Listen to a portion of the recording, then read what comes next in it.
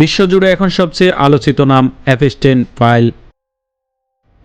বিশ্ব রাজনীতির শীর্ষ নেতা, রাজপরিবারের সদস্য থেকে শুরু করে বিনোদন জগতের মহাতারকা, কার নাম নেই এই তালিকায়?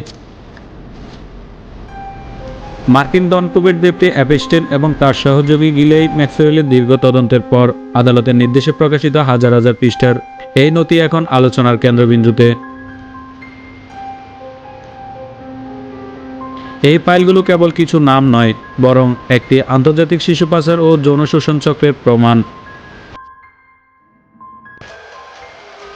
এপস্টেইন ফাইল হলো মার্কিন ডন কুবের এবং দণ্ডিত যৌন অপরাধী জেফ্রি এপস্টেইন এর অপরাধমূলক কর্মকাণ্ডের তদন্তের সংগৃহীত হাজার হাজার পৃষ্ঠার আইনি নথিপত্র, ইমেল, ছবি এবং প্রত্যক্ষদর্শীদের জবানবন্দির একটি বিশাল সংকলন। এটি মূলত একটি আন্তর্জাতিক শিশু পাচার ও যৌন শোষণ চক্রের দালিলিক প্রমাণ। এই ফাইলটি আলোচিত হওয়ার মূল কারণ হলো এতে থাকা নামের তালিকা। বিশ্বের সবচেয়ে প্রভাবশালী রাজনীতিবিদ, রাজপরিবারের সদস্য এবং ডন কুবেরদের নাম এই অপরাধ চক্রের সাথে জড়িয়ে আছে। এটি প্রমাণ করে পর্দার আড়ালে এলিট সমাজ কতটা ভয়াবহ কর্মকাণ্ডে লিপ্ত থাকতে পারে।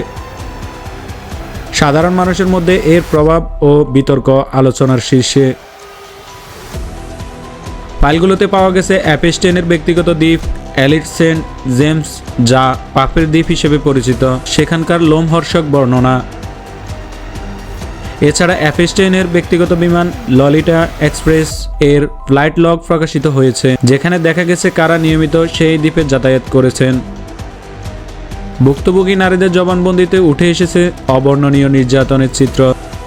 এই নথিতে নাম আসা ব্যক্তিদের সবাই অপরাধী না হলেও তাদের সংশ্লিষ্টতা জনমনে প্রশ্নের জন্ম দিয়েছে। এই উল্লেখযোগ্য ব্যক্তিদের মধ্যে রয়েছেন সাবেক মার্কিন প্রেসিডেন্ট বিল ক্লিন্টন এবং বর্তমান প্রেসিডেন্ট ডোনাল্ড ট্রাম্প, ব্রিটিশ রাজপরিবারের প্রিন্স অ্যান্ড্রু, প্রযুক্তি খাতে বিল গেটস এবং ইলন মাস্কের মতো ব্যক্তিদের সঙ্গে ইমেল বা সাক্ষাতের প্রসঙ্গ, হলিউড ও বিনোদন জগতের নামিদামি সব তারকা। সবচেয়ে ভয়াবহ তথ্য হলো এপস্টেইনের ব্ল্যাকমেইল ষড়যন্ত্র। অভিযোগ রয়েছে এপস্টেইন তার দ্বীপে আসা ক্ষমতাধর ব্যক্তিদের যৌন কর্মকাণ্ড গোপন ক্যামেরায় রেকর্ড করে রাখতেন। পরবর্তীতে এই ভিডিওগুলো দিয়েই তিনি বিশ্ব নেতাদের ব্ল্যাকমেইল করতেন বলে ধারণা করা হয়।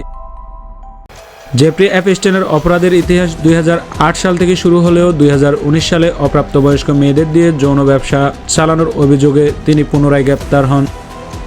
তবে বিচারের অপেক্ষায় থাকা অবস্থায় কারাগারে তিনি রহস্যজনকভাবে মৃত্যুবরণ করেন, যা নিয়ে আজও বিতর্ক রয়েছে মানুষের মনে। উদ্ধারকৃত বিপুল পরিমাণ ইমেল এবং নথি এখন এপস্টেইন ফাইল নামে পরিচিত। প্রকাশিত নথিতে ডোনাল্ড ট্রাম্পের নাম আসায় বিশ্ব রাজনীতিতে তোলপাড় শুরু হয়েছে।